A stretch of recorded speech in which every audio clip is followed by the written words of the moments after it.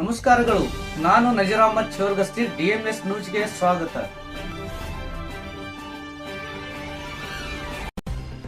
ತಾಳಿಕೋಟೆಯಲ್ಲಿ ಪ್ರಜಾಸೌಧ ಸ್ಥಳ ವಿವಾದ 48ನೇ ದಿನಕ್ಕೂ ಮುಂದುವರಿದ ಧರಣಿ, ಉಗ್ರ ಹೋರಾಟದ ಎಚ್ಚರಿಕೆ.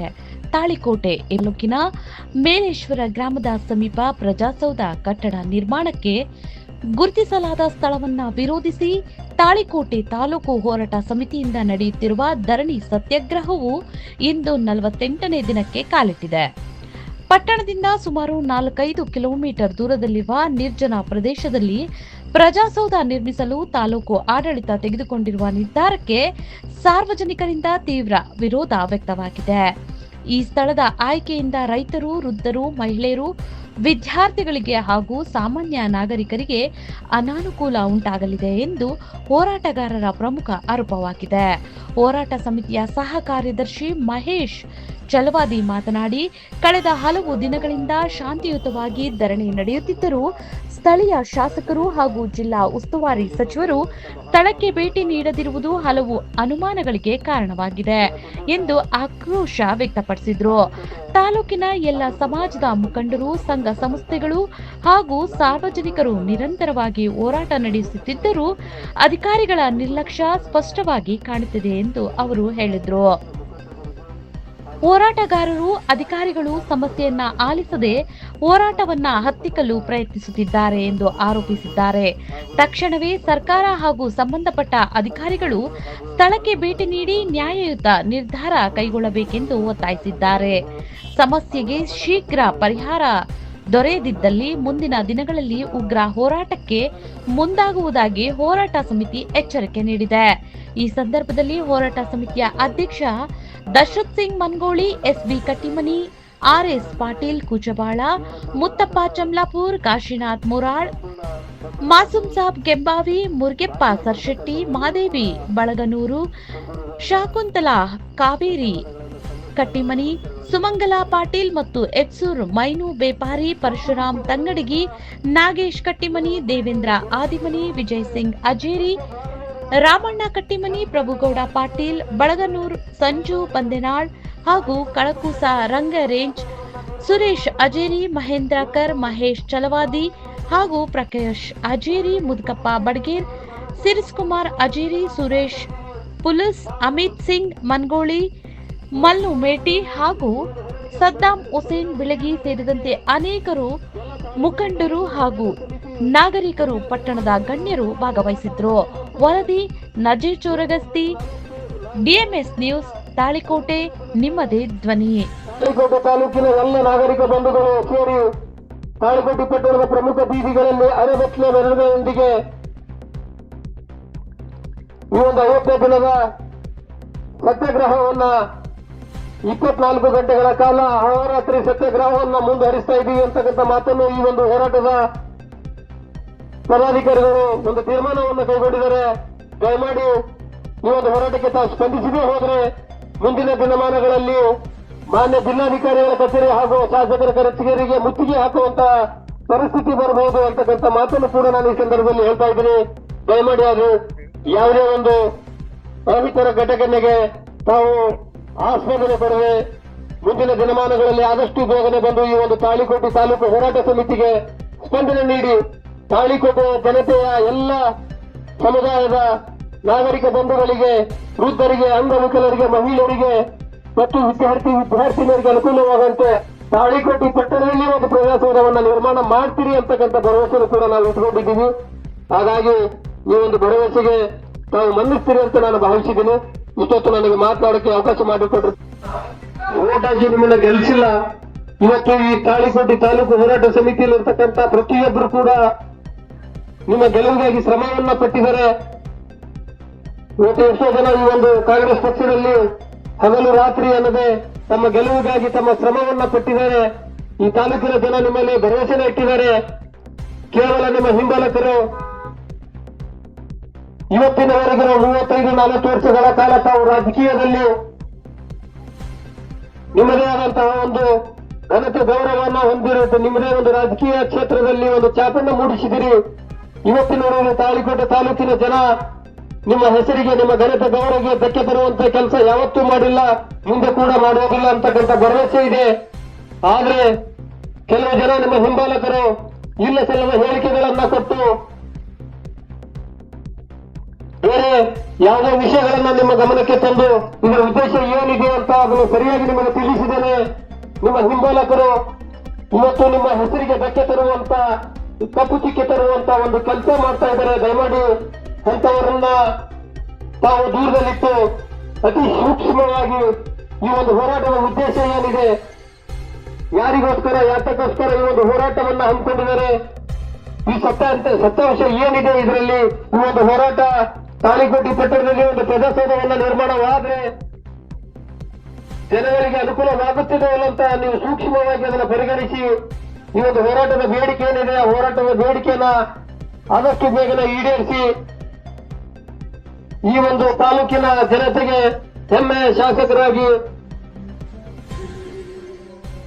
ಯಾಕಂತಂದ್ರೆ ಇವತ್ತು ಪ್ರಜೆಗಳಿಗೋಸ್ಕರ ತಾವು ಶಾಸಕರಾಗಿದ್ದೀರಿ. ಈ ಭಾಗದ ಎಷ್ಟೋ ಜನ ನಮ್ಮ ಅಭಿಮಾನಿಗಳು, ಕಾರ್ಯಕರ್ತರು ಹೆಚ್ಚಿನ ಸಂಖ್ಯೆಯಲ್ಲಿ ತಮ್ಮ ಮತಗಳನ್ನು ಕೊಟ್ಟು ಗೆಲ್ಲಿಸಿದೀವಿ. ಇವತ್ತು ಶಾಸಕರಾಗಿದ್ದೀರಿ ಅಂತಂದ್ರೆ ನಾವು ಪರಿಶ್ರಮ ಪಟ್ಟದ್ರಿಂದ ನೀವು ಶಾಸಕರಾಗಿರೋದಕ್ಕೆ ನಮಗೆ ಹೆಮ್ಮೆ ಇದೆ. ಹಾಗಾಗಿ ನಿಮಗೆ ಮನವಿಯನ್ನು ಮಾಡಿಕೊಳ್ಳೋದಕ್ಕೆ, ನಮಗೆ ನಮ್ಮ ಹಕ್ಕನ್ನು ನಮಗೆ ಸೇರೋದಕ್ಕೆ ನಾವು ಕೇಳ್ತಾ ಇದ್ದೀವಿ. ದಯಮಾಡಿ ತಾಳಿಕೋಟೆ ಈ ಒಂದು ಹೋರಾಟ ಸಮಿತಿಗೆ ಬಂದು ಈ ಹೋರಾಟವನ್ನು ಸ್ಪಂದಿಸಿ ತಾಳಿಕೋಟೆ ತಾಲೂಕಿನ ಜನತೆಗೆ ಅನುಕೂಲವಾಗುವಂತೆ ತಾಳಿಕೋಟೆ ಪಟ್ಟಣದಲ್ಲಿ ಒಂದು ಪ್ರಜಾಸೌಧವನ್ನು ನಿರ್ಮಾಣ ಮಾಡಬೇಕು ಅಂತ ಹೇಳಿ ನಾನು ಮತ್ತೊಂದು ಈ ಹೇಳಿಕೆ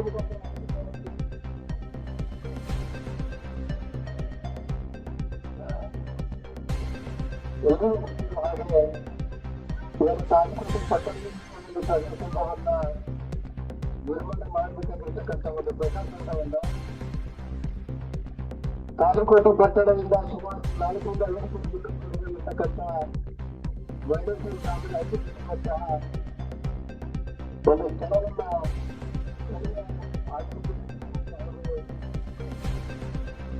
ಸಂಬಂಧಪಟ್ಟಂತ ಅಧಿಕಾರಿಗಳ ನಿರ್ಲಕ್ಷ್ಯತನದಿಂದ ದುರ್ಜಾಚಾರದಿಂದ ತಮ್ಮ ನಾಲ್ಕಾಗಿ ಆಯ್ಕೆ ಮಾಡಿರ್ತಕ್ಕಂಥ ಸ್ಥಳ ಸೂಕ್ತವಾದ ತಾಳಿಕೋಟೆ ಪಟ್ಟಣದಲ್ಲಿಯೇ ಒಂದು ಪ್ರಜಾಸಂಘವನ್ನು ನಿರ್ಮಾಣ ಮಾಡಬೇಕು ಅಂತ ಹೇಳಿ ತಾಳಿಕೋಟೆ ತಾಲೂಕು ಹೋರಾಟ ಸಮಿತಿ ಸತತ 47 ದಿನಗಳ ಕಾಲ ಈ ಒಂದು ಹೋರಾಟವನ್ನ ಮುಂದುವರಿಸಿಕೊಂಡು ಬರ್ತಾ ಇದೆ.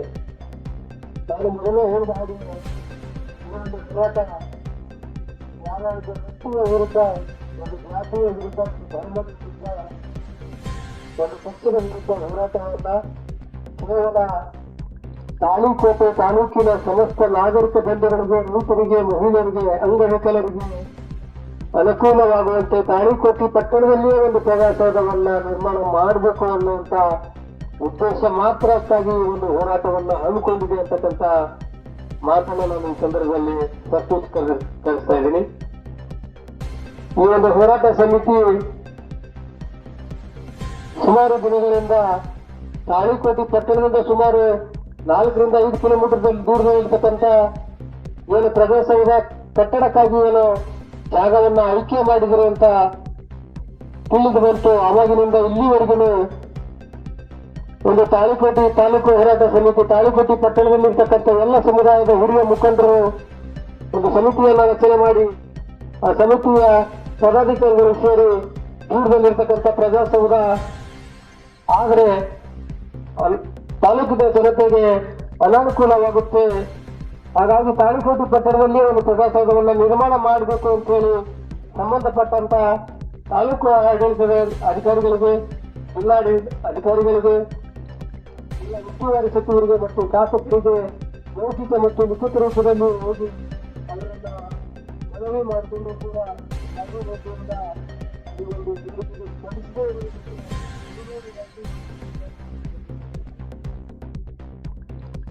ಅವಶ್ಯಕತೆ ಇದೆ. ಯಾಕಂತಂದ್ರೆ ಪ್ರಜೆಗಳಿಗಾಗಿ, ಪ್ರಜೆಗಳಿಗೋಸ್ಕರ, ಪ್ರಜೆಗಳ ಮಧ್ಯದಲ್ಲಿಯೇ ನಿರ್ಮಾಣ ಮಾಡಬೇಕಾಗಿರ್ತಕ್ಕಂಥ ಒಂದು ಪ್ರಜಾಸೌಧವನ್ನ ತಾಳಿಕೋಟೆ ಪಟ್ಟಣದಿಂದ ಸುಮಾರು 4 ರಿಂದ 5 ಕಿಲೋಮೀಟರ್ ದೂರದಲ್ಲಿರ್ತಕ್ಕಂಥ ಒಂದು ಜಾಗದಲ್ಲಿ ಪ್ರಜಾಸೌಧ ನಿರ್ಮಾಣವಾದ್ರೆ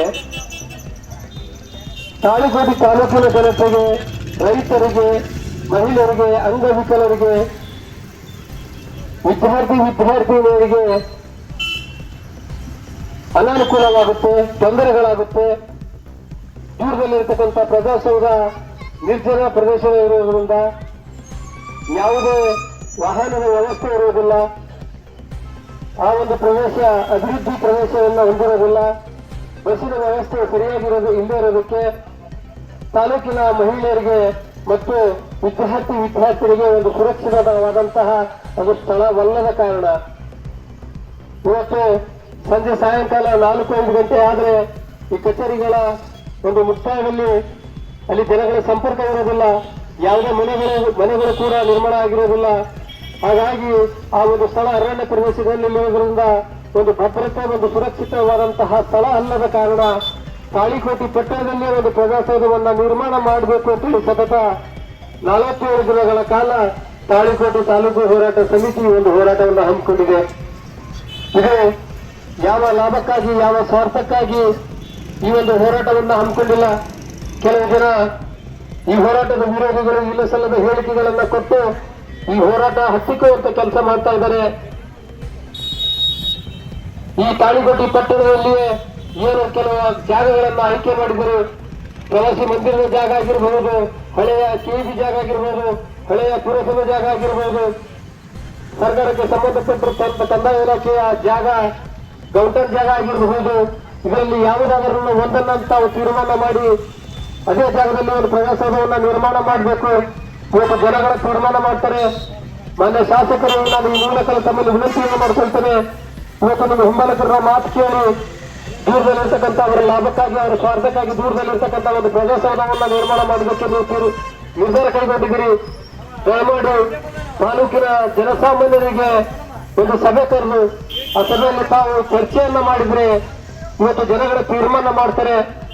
ದೂರದಲ್ಲಿರ್ತಕ್ಕಂಥ ಪ್ರಜಾಸೌಧ ಅವಶ್ಯಕತೆ ಇದೆಯೋ ಅಥವಾ ಪಟ್ಟಣದಲ್ಲಿಯೇ ಒಂದು ಪ್ರಜಾಸೌಧವನ್ನು ನಿರ್ಮಾಣ ಮಾಡಿದ್ರೆ ತಾಳಿಕೋಟೆ ಜನತೆಗೆ ಒಂದು ಅನುಕೂಲವಾಗುತ್ತೆ ಅಂತಕ್ಕಂಥದ್ದು ಜನಗಳ ತೀರ್ಮಾನ ಮಾಡ್ತಾರೆ.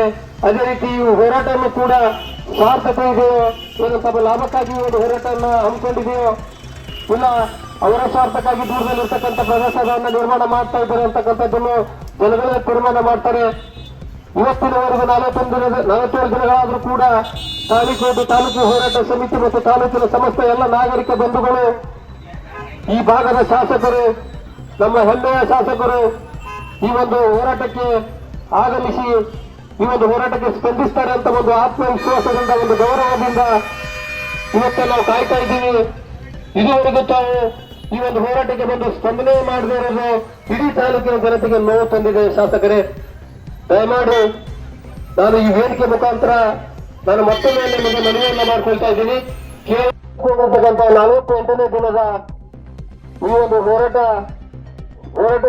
ಸತ್ಯಾಗ್ರಹಕ್ಕೆ ಸಂಪೂರ್ಣ ಬೆಂಬಲವನ್ನು ಸೂಚಿಸುವುದಕ್ಕೆ ತಾಳಿಕೋಟೆಯ ಆಶ್ರಯ ಕಾಲೋನಿಯಲ್ಲಿರ್ತಕ್ಕಂಥ ಇಸ್ಲಾಂ ಕಮಿಟಿಯ ಯುವ ಕಮಿಟಿಯವರು ಈ ಒಂದು ಬೆಂಬಲವನ್ನು ಸೂಚಿಸುವುದಕ್ಕೆ ಆಗಮಿಸ್ತಾ ಇದ್ದಾರೆ.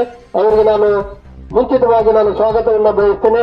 ಇವತ್ತಿನ ಈ ಒಂದು 47ನೇ ದಿನದ ಈ ಒಂದು ಸತ್ಯಾಗ್ರಹವನ್ನ ಮುಕ್ತಾಯಗೊಳಿಸ